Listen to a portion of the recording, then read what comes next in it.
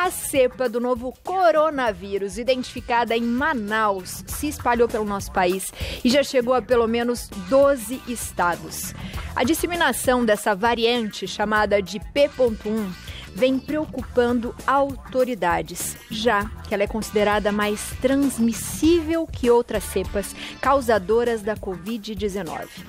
O número de casos confirmados pela variante de Manaus já se aproxima de 200 em todo o Brasil, segundo dados do Ministério da Saúde e das secretarias estaduais. Para explicar para a gente o que são os termos mais falados do momento, como as cepa e variantes do coronavírus acontecem, como que pode ir transmitindo cada vez mais, eu converso via Skype com o infectologista Dr. Renato Kifuri, presidente do Departamento de Imunizações da Sociedade Brasileira de Pediatria e mestre pela Unifesp. Dr. Renato, seja mais uma vez muito bem-vindo à nossa casa. Obrigado, Abiane. É sempre um prazer falar com vocês aí do Santa Receita. Obrigada, doutor. Doutor, como já choveu de perguntas, eu já vou começar com elas dos nossos telespectadores. Podemos? Lógico, estamos às ordens. Então vamos lá. A primeira é da Aparecida Lemes. Ela fala o seguinte, ela é de Lorena, São Paulo. Boa tarde. A variante da Covid-19 pode reinfectar as pessoas ou diminuir a eficácia das vacinas, doutor? Olha, Aparecida, aparentemente a reinfecção é mais provável sim. Manaus está sendo um laboratório para nós aprendermos o que aconteceu, porque boa parte da população já havia sido infectada e hoje o número de casos que vem acontecendo em Manaus, a velocidade de crescimento, nos faz acreditar que muitas dessas infecções que estão acontecendo agora foram em pessoas já expostas previamente. Esses dados ainda não estão confirmados, mas o número de casos frente ao que nós já conhecíamos de pessoas infectadas nos caminham, nos sinalizam para que essa possibilidade, essa cepa é capaz sim de reinfectar aqueles que já foram expostos. Em relação às vacinas, a gente não tem muita informação ainda. Tem pelo menos mais duas variantes aí circulando no mundo, a da África do Sul e a do Reino Unido. A da África do Sul já a única que demonstrou até o momento escapar um pouco das vacinas. Ela não tem, essas vacinas não têm a mesma eficácia das velhas formas do coronavírus para essa nova que circula lá na África. Aqui no Brasil, aparentemente, está tudo bem por enquanto, mas nós precisamos monitorar sim, porque essas vacinas podem ser que necessitem ser adaptadas com o passar do tempo. E aí essa readaptação é algo muito complicado de se fazer, doutor, ou não? Olha, Biane, depende, né? A gente tem que entender que o vírus ele vai mudando, ele vai se adaptando ao ambiente com um único intuito, se perpetuar. Ele não quer matar o seu hospedeiro, ele não quer, a ideia dele não é eliminar, senão ele fica sem, vamos dizer assim, hospedeiro para ele continuar circulando. Então a tendência do vírus com o passar do tempo é ele se tornando mais transmissível e causando doenças menos graves. Por isso, ficando como resfriado, ficando como uma doença endêmica, circulando em todos e não tendo tanta agressividade. Esse é o comportamento dos vírus quando passa uma pandemia. A pandemia passa não porque o vírus desaparece, é porque ele se tornou uma doença mais leve, menos transmissível, uma doença mais fácil de lidar. Então essa vamos dizer assim, é o objetivo do vírus de se perpetuar, de se adaptar à realidade. Então nem sempre essas mutações que ele sofre são prejudiciais. Elas podem ser um vírus mais transmissível, mas pode causar doença mais leve. Então não é o que nós vimos até agora, mas nós precisamos acompanhar para realmente ver se essas adaptações são necessárias. E as vacinas, seguindo esse raciocínio, elas vão ser direcionadas para as formas graves da doença. Então, se o indivíduo tem uma variante que não é tão grave, talvez não precisemos adaptar essas vacinas para essas variantes. Vamos adaptar quando encontrarmos variantes que causem doenças mais graves, Mas, por enquanto, esse está no campo do estudo ainda, viu, Abiane? Não temos ainda nenhuma informação de que as vacinas serão mudadas, não. Essa vigilância é fundamental para reconhecer essa necessidade. Perfeito, doutor. Da Liliane, do Rio de Janeiro. Boa tarde, Abiane e doutor. Eu gostaria de saber sobre a eficácia da vacina em pessoas que pegaram o coronavírus e em pessoas que não pegaram. Ao tomar a vacina, é possível apresentar algum efeito colateral diferente? Muito obrigada. Liliane, do Rio de Janeiro, doutor. Olha, Liliane, primeira coisa é a questão de tranquilizar você em relação à segurança. Todas essas vacinas foram estudadas em quem teve e quem não teve coronavírus. Então não tem nenhuma diferença de efeitos colaterais em quem está tomando a vacina que já teve ou não teve a doença. A vacina é super segura. A segunda pergunta, a pergunta que antecedeu essa última, foi em relação a se precisa quem tomou vacina, quem já teve a doença, ser vacinado. Nós recomendamos que sim. Nós não conhecemos a duração que a proteção da infecção natural leva. Pode ser que o indivíduo volte a ficar 6 meses depois, 1 ano depois, ainda volta a ficar suscetível. Então, nós estamos recomendando hoje vacinar todos que já tiveram Covid ou que não tiveram Covid com o mesmo esquema. 2 doses, sem nenhuma diferença. Então, não precisamos triar e nem deixar para depois, não. Alguns países, como tem poucas doses, estão preferindo vacinar primeiro aqueles que não tiveram e guardar essas doses, vamos dizer, essas poucas doses para aqueles que ainda não tiveram a doença. Então, quem já teve a doença em menos de 6 meses, o Reino Unido, a França, por exemplo, está pedindo para esperar para vacinar para depois. Mas é uma questão de programa só, de adaptação, de acomodação de dose. Não que teria feito ou faria algum mal vacinar esses indivíduos que já tenham tido a doença. Então, aqui no Brasil, nós não adotamos esses intervalos. Vamos vacinar indiscriminadamente quem teve e quem não teve a Covid. Perfeito. Da Renata, de Cuiabá, Mato Grosso. Boa tarde. Gostaria de saber quanto tempo o coronavírus fica ativo na pele humana ou em roupas. E aí, doutor? Olha, Renata, minha xará, essa é uma dúvida que muita gente tinha no começo.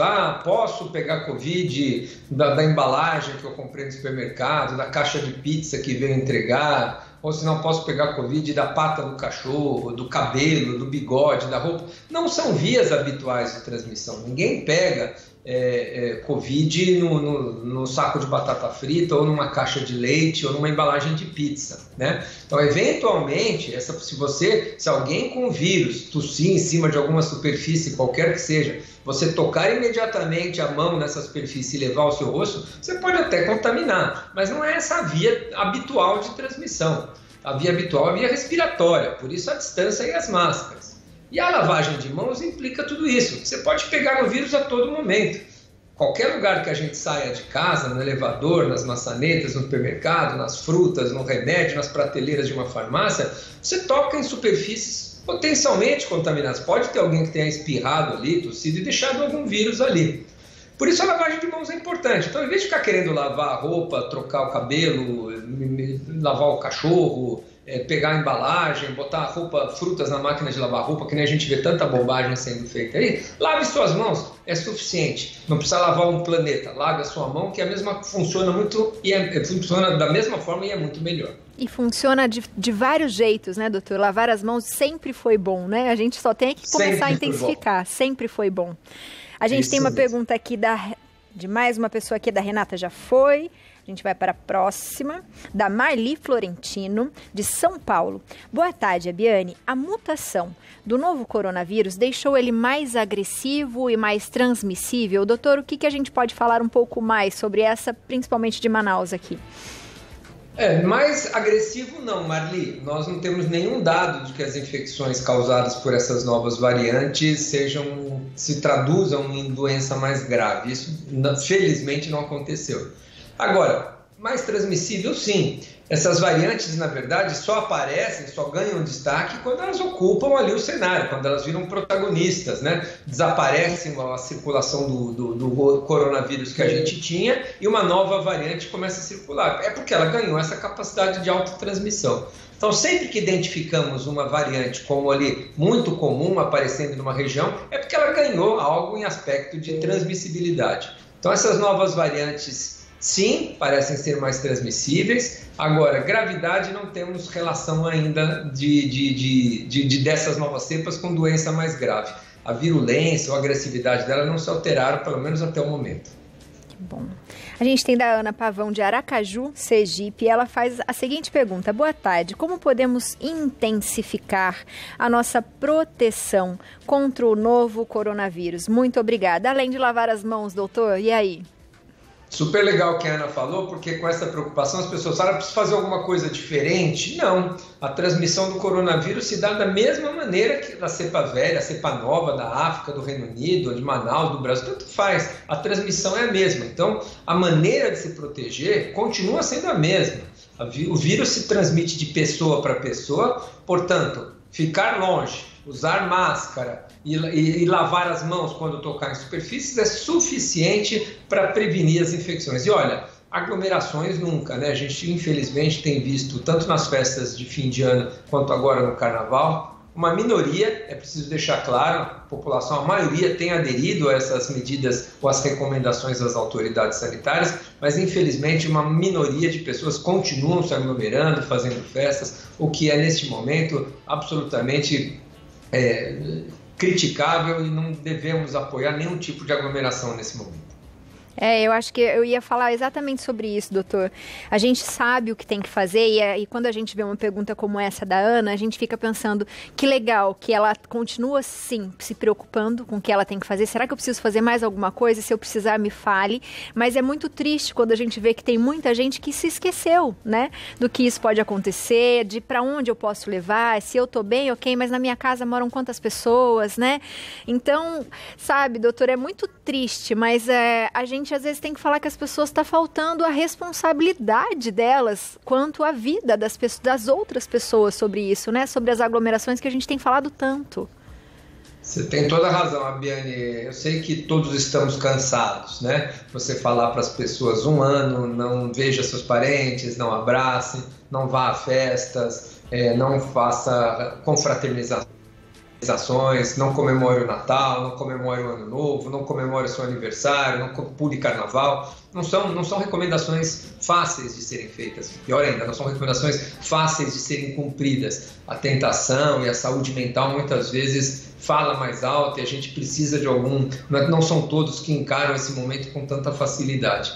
É compreensível, mas nesse momento nós não temos outra ferramenta de controle da doença que não seja essa.